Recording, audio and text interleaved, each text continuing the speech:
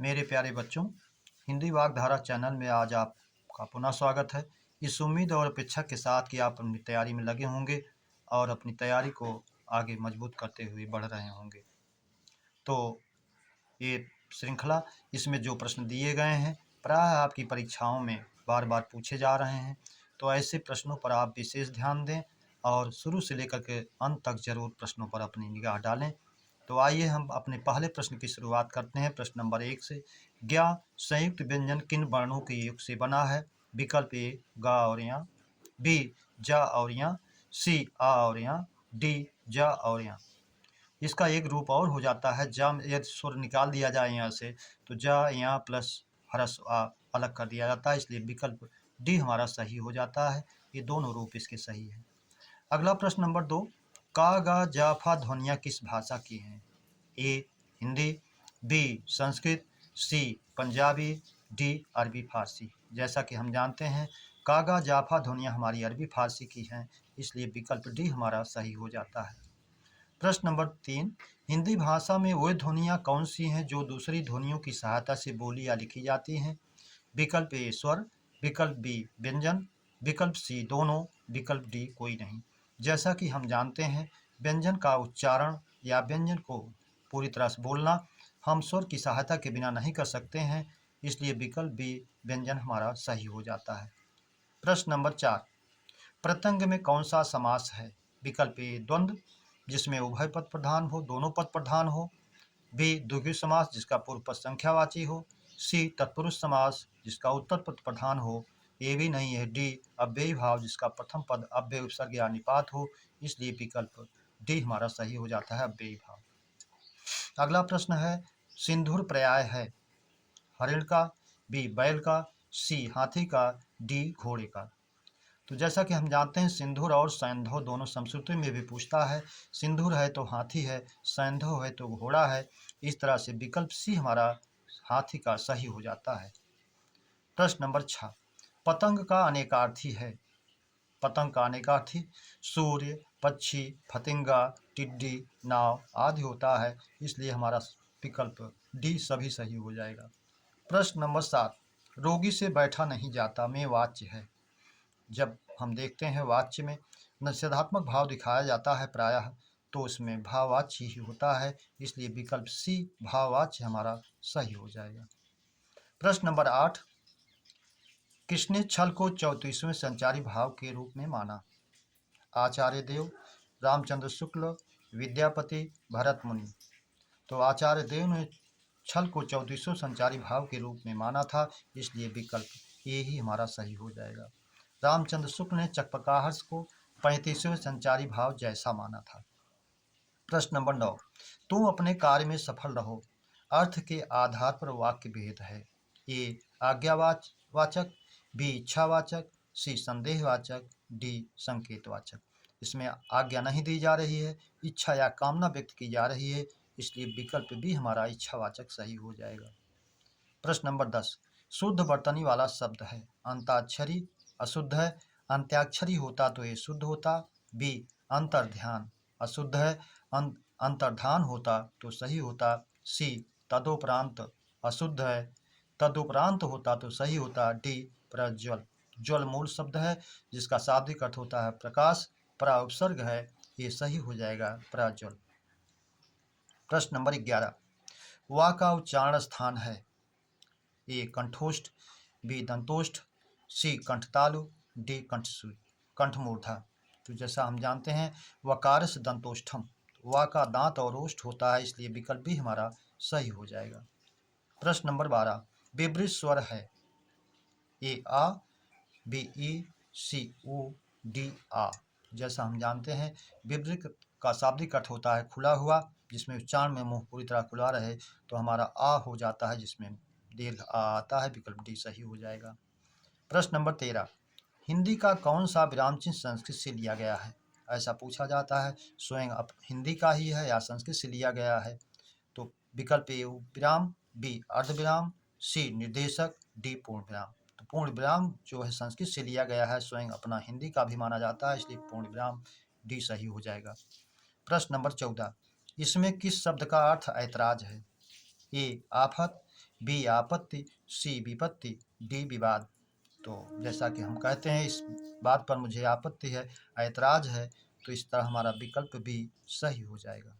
प्रश्न नंबर 15, हिंदीतर में प्रयुक्त प्रत्यय है एतर, तर, इतर, ईतर। ईतर माने होता है परे। हिंदीतर दीर्घ स्वर संधि हो गई, इसलिए ईतर प्रत्यय ही इसमें जो माना जाएगा। विकल्प सी हमारा सही हो जाएगा, ईतर। प्रश्न नंबर 16, कौन सा शब्द तत्सम नहीं है? माता, माता तत्सम है, मातृ भी तत्सम होता है। बी अक्षर, ये भी तत्सम है। सी चरण, ये भी तत्सम है। डी गयंत, जो गजेंद्र का तद्भव है, इसलिए विकल्प डी हमारा सही हो जाएगा। प्रश्न नंबर 17, वैज्ञानिक लिपि के नाम से कौन सी लिपि जानी जाती है? गुप्त लिपि, कुटिल लिपि, नागरी लिपि, देवनागरी लिपि। जैसा कि हम जानते हैं देवनागरी लिपि वैज्ञानिक लिपि के नाम से भी जानी जाती है, इसलिए विकल्प डी हमारा सही हो जाएगा। प्रश्न नंबर 18, भाषाई आधार पर किस राज्य का गठन हुआ? ए गुजरात, बी तमिलनाडु, सी उड़ीसा, डी आंध्र प्रदेश। जैसा कि हम जानते हैं भाषाई आधार पर आंध्र प्रदेश राज्य का गठन हुआ था, इसलिए विकल्प डी हमारा सही हो जाएगा। अगला प्रश्न, सड़क बन रही है में वाच्य है? ए कर्तृवाच्य, बी कर्मवाच्य, सी भाववाच्य, डी कोई नहीं। इसमें कर्ता छिपा हुआ है, सड़क बनाने वाला कोई न कोई होगा, विकल्प बी, इसलिए हमारा कर्मवाच्य सही हो जाएगा, बी। प्रश्न नंबर 20, शिक्षक छात्र से पुस्तक पढ़वाता है, अर्थ के आधार पर क्रिया है? ए नाम धातु, बी प्रेरणार्थक, सी पूर्वकालिक, डी संयुक्त। जैसा हम जानते हैं जब कर्ता स्वयं कार्य ना करके दूसरे से करवाता है तो उसमें प्रेरणार्थक क्रिया होती है, इसलिए विकल्प भी हमारा सही हो जाएगा।